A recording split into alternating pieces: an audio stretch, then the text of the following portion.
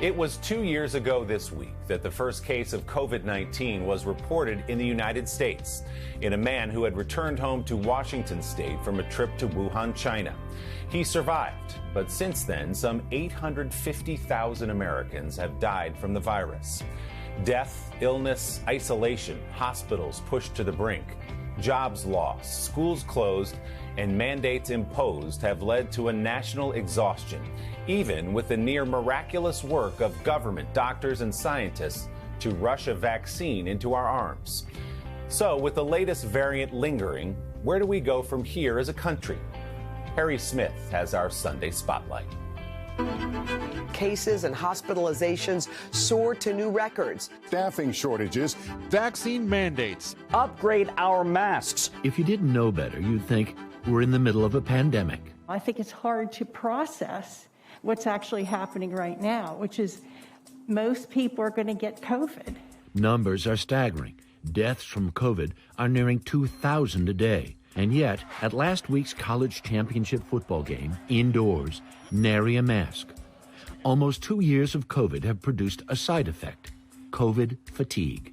After a while, when you get that stress of day after day after day of hearing the news and seeing what's going on with your friends, you just start getting this fatigue that means that you get to the point where you're like, why care anymore? Why bother? Why do the things I need to do? Similar, says Dr. John Torres, to something he's seen in his 30-plus years of active and reserve military service. Does it bear any resemblance to battle fatigue? You know, interestingly, it does, because you can see this in battle fatigue, that after a while, the stresses of battle can wear somebody down to the point where they can't do anything. We're seeing the same thing here in the pandemic, where people get to the point where they say, you know, enough's enough.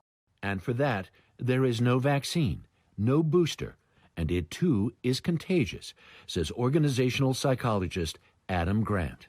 I think it's not only possible, it's likely. I think we have good evidence in social science that emotions are contagious.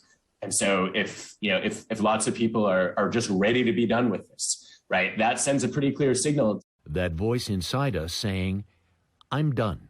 Yeah, I think one of the hardest things for a lot of people has been just to get a sense of momentum, right? It almost feels like the world is standing still and your life is frozen.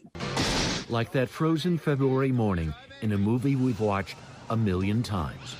And it just feels like Groundhog Day keeps showing up and it won't quite go away. I mean, really, Sonny and Cher every morning over and over and over again. But lest you start to feel complacent about COVID, this advice. It's worth looking back at all the effort you've already put into keeping yourself safe, right? So if you're just going to stop indoor masking now, why did you mask for nearly 2 years? And is it really that painful? Is it the worst thing on earth? After all, what's the worst that could happen?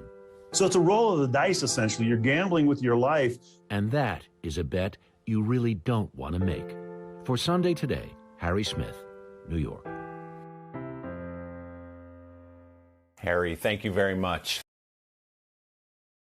Hey, thanks for watching our YouTube channel. Find your favorite recipes, celebrity interviews, uplifting stories, shop our favorite deals, and so much more with the Today app. Download it now.